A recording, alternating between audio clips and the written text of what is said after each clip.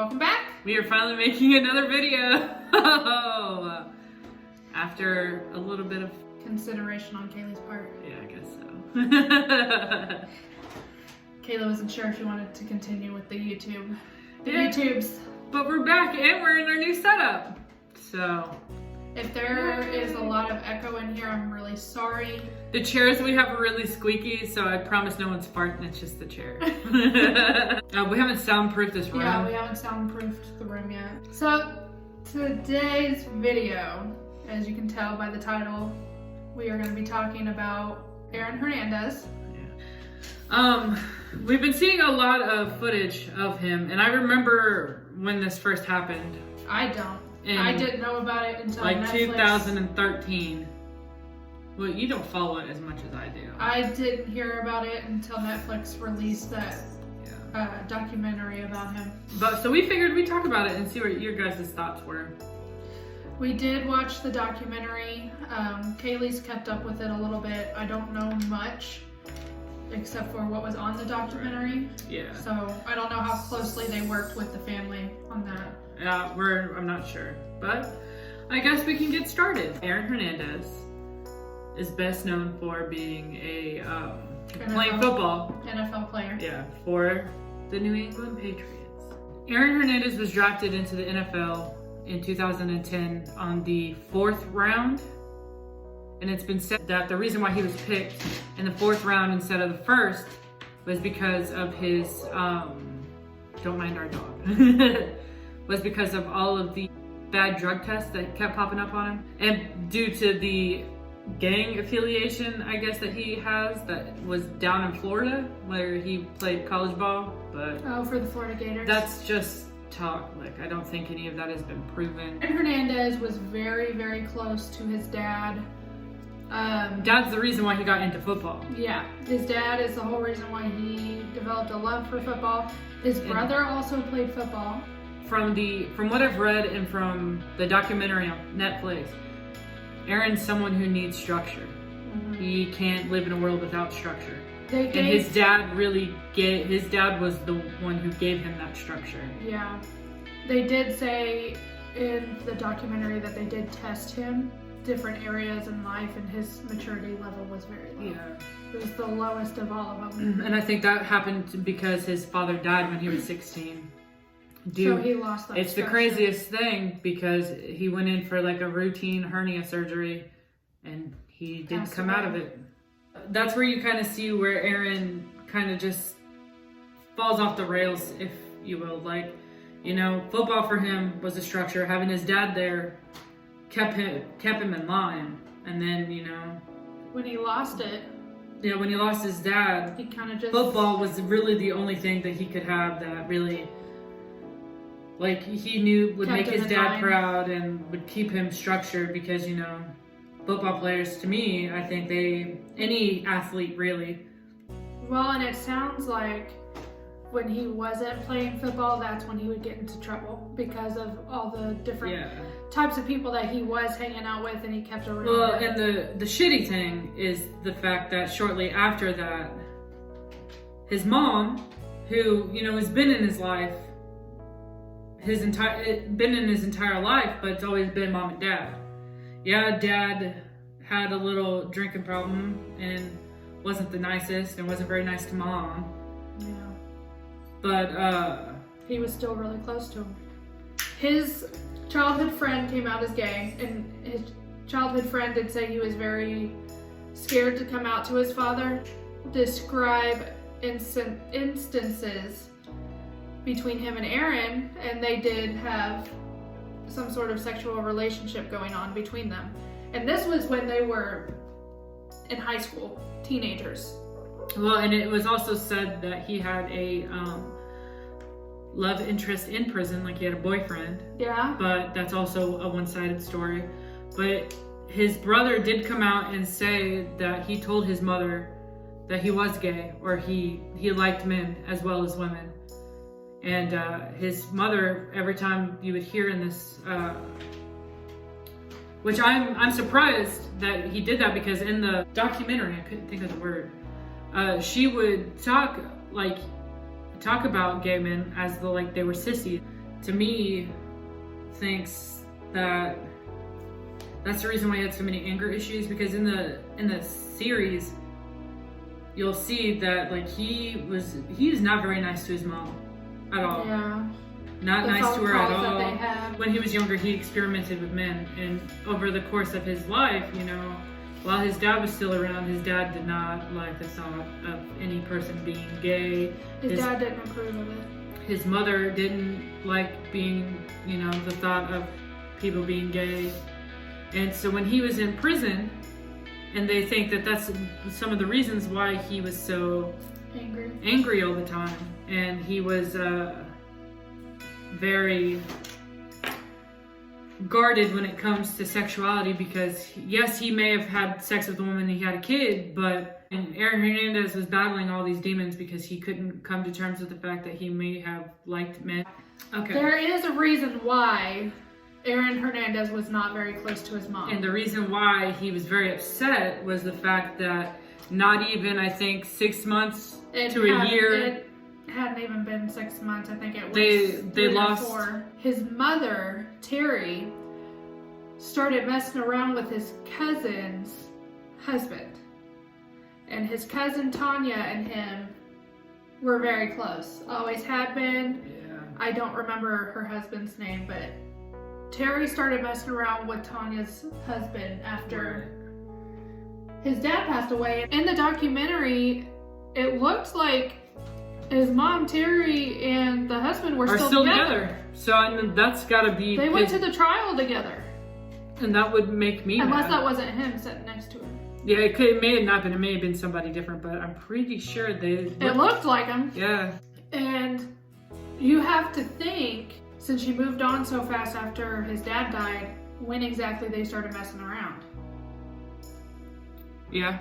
Or they probably could have been messing around before. That's what I'm saying, because Yeah. it was from the documentary. But with your According niece's to the husband, documentary, like, come on. it was very fast after his dad had passed But away. it also, like, in this documentary, you kind of see how the mom is kind of like demanding, and she thinks she's entitled to everything that Aaron has. Yeah, there was one point in the documentary that she was like, well, you can at least give me $1 million out of your $40 million contract. Yeah. That's crazy. No, that's not how it works. It's crazy.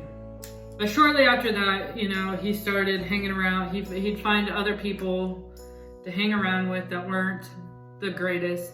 And this kid has been playing football his entire life. So that's really all he knows. And so in 2012, where down in Miami, sometime in the early mornings, two bodies were discovered dead in their car at a stoplight. In the early morning, we mean like 2 or 3 or 4 o'clock in the morning. Not like, 5, After 6. a night out. All the witnesses said that there was a car that came up next to them. It was a silver Toyota. Yeah. SUV. SUV. Yes. And that they were at the stoplight. This SUV pulls up, shoots them, and then speeds off.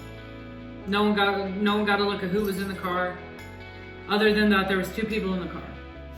And these 2 men that were shot they had nothing to do with football. They were not football players. They were just out. They didn't have any ties to anybody. They were immigrants who came over with their parents to try to have a better life for themselves. Yeah. And they just decided to go out and have a little bit of fun. And there were 3 people in the car that was shot into at the stoplight. 2 of them did pass away. 1 of them did survive. We think it's very important that everybody knows their names because they are the victims, and the victims are the most important in the story. Rachid Sanchez was the one that survived. Correct. And then Daniel Day Abreu. We hope we're pronouncing these right. Abreu, I apologize if I'm saying that wrong. And Safrio Furtado were the 2 that didn't get to... They died. Did pass away. At that time, they didn't know who it was. They weren't for sure if the Mr. Sanchez was going to survive. Yeah, they didn't have any leads. They had no clue who did it. Because it was so random. Yes. There was no motive. So we fast forward to 2013. where a man named Odin Lloyd was found in an industrial park, which ironically is only like a mile, 2, 3, 4 miles away from, I'm not quite sure what the logistics are, I apologize, but not too far away from Mr. Hernandez's house. At first, they weren't thinking about him due to the fact that he was dating his fiancée, Shayana's sister. His fiancée is the sister of the girlfriend of Odin Lloyd. It's not known why they went or how they tied Aaron to Odin's murder. They didn't exactly I've looked everywhere trying to figure out this story because, you know, I am a... It's everywhere. I'm a nut. It doesn't make any sense. But, and then again, one thing you have to remember is with shows like this,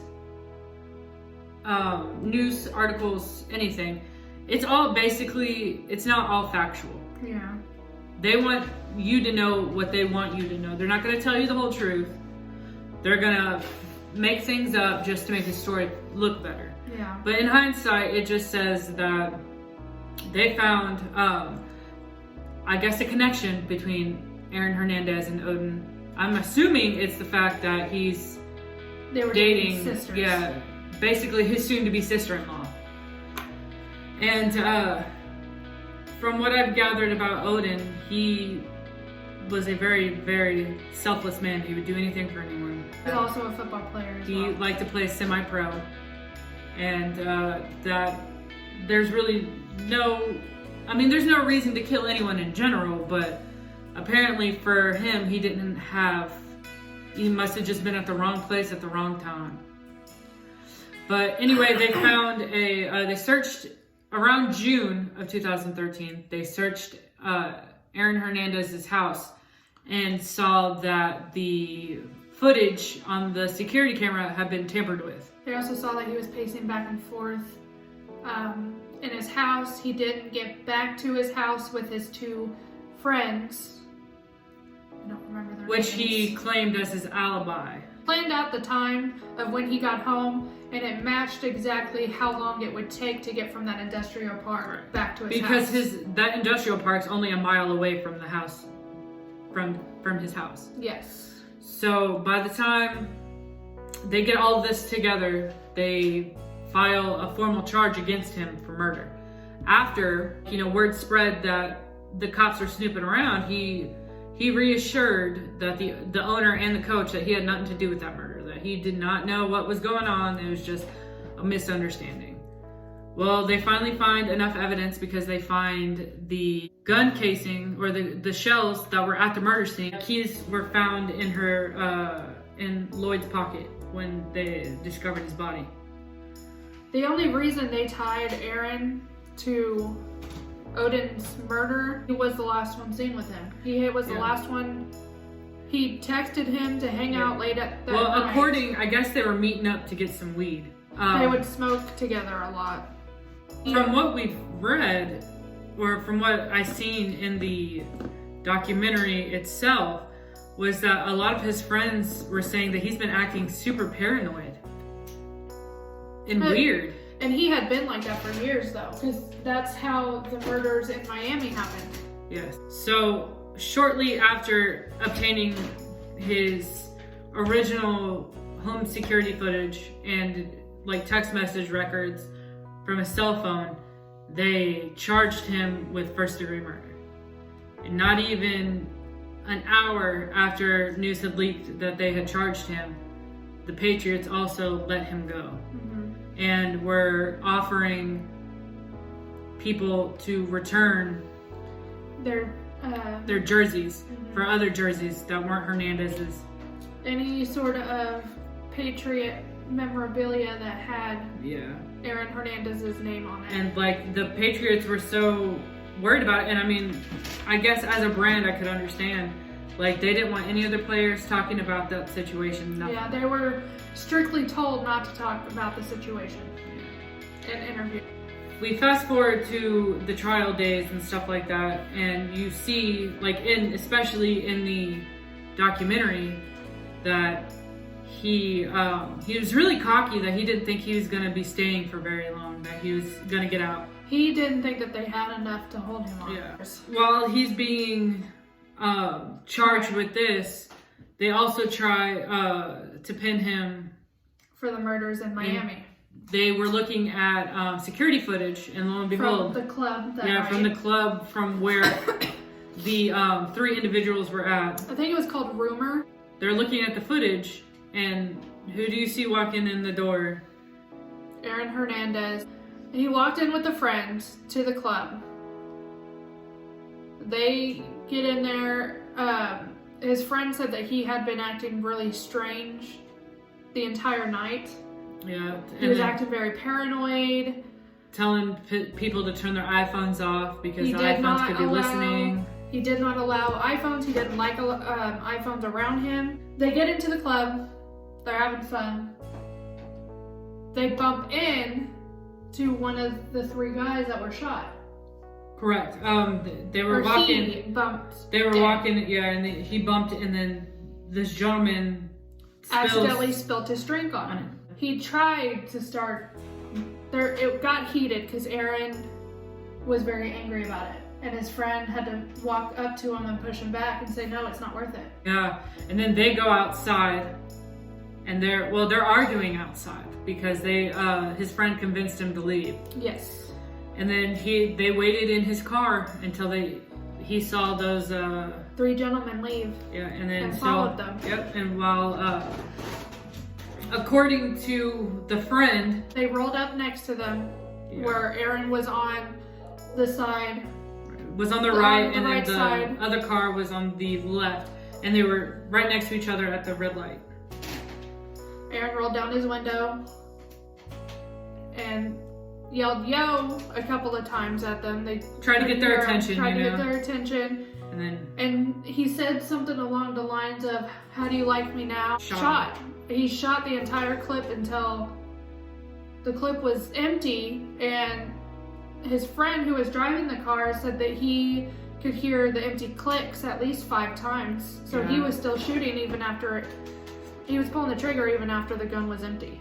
Because of this, because of how random this act of violence was, they went months without any leads. Nobody knew anything, because if we go to a bar and you accidentally bump into somebody and they accidentally spill their drink on you, you're just like, oh, that's okay. Right.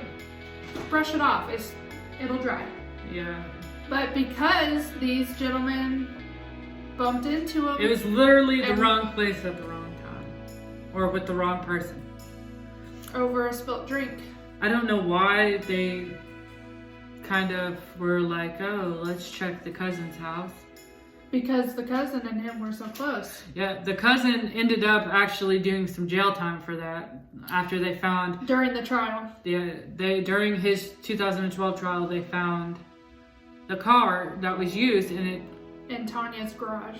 Yeah, but they couldn't prove that he was the one who shot them. Yet, you have somebody who's already saying that, but yet he was also helping him with Odin's murder. So he was charged with murder in the first degree and got life with no parole for Odin. And he was acquitted for the other 2 murders in 2012 because they could not tie him to it.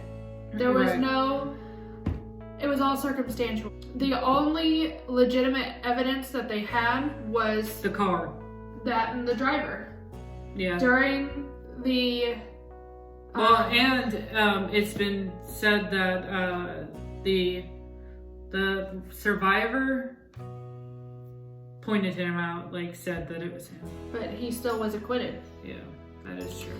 The driver did testify against him in the trial because he is a well-known criminal in that area. Yeah. It was weird to me because in the documentary, they showed he didn't cry when he got life in prison without parole, but he cried when he got acquitted.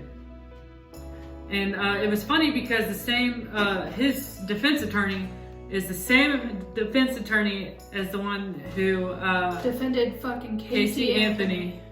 I did not know that at all. 2 days go by, and they find Aaron Hernandez had killed himself by hanging himself with a bed sheet in his cell. And he left 3 notes, one to his daughter, one to his fiance, and one to his mother. And they wouldn't say what the daughter's one was. They wouldn't say what the mother's was, but he had put in his letter. Fiance's letter. Yeah, that, you're rich now. She was going to be a very rich woman.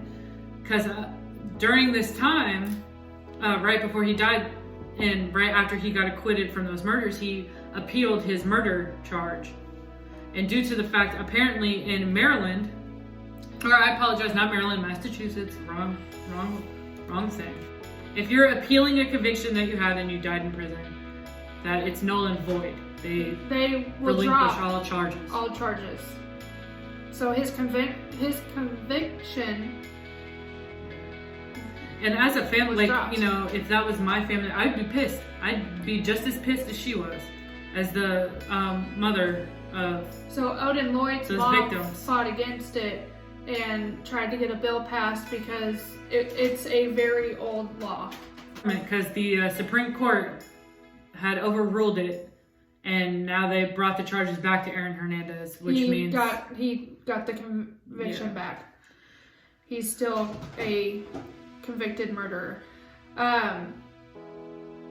Then there's this whole issue with if the NFL still owes him money because he did sign a $40 million contract.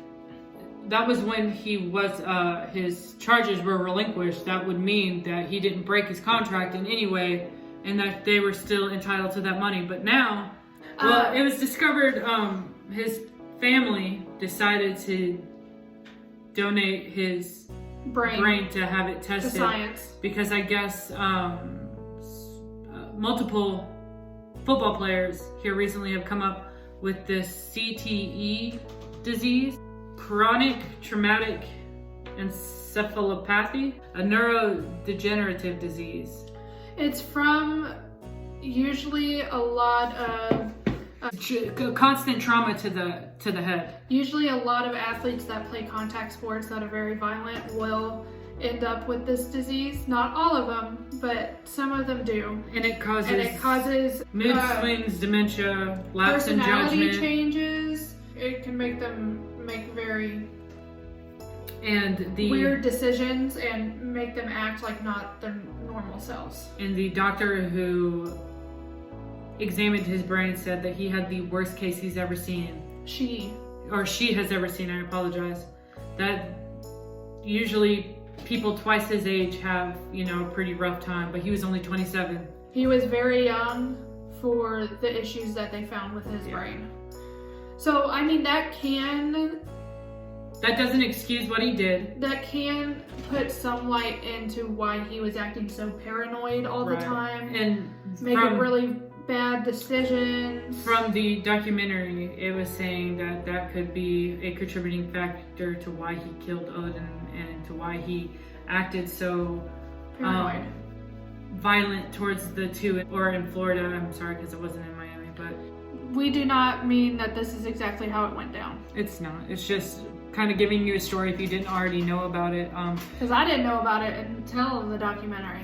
Yeah, and I knew somewhat about it. I didn't know enough because, I'm not a very big football fan, so I'm not going to be that way. But we're going to make some more videos like this. We will see you in our next video. Bye.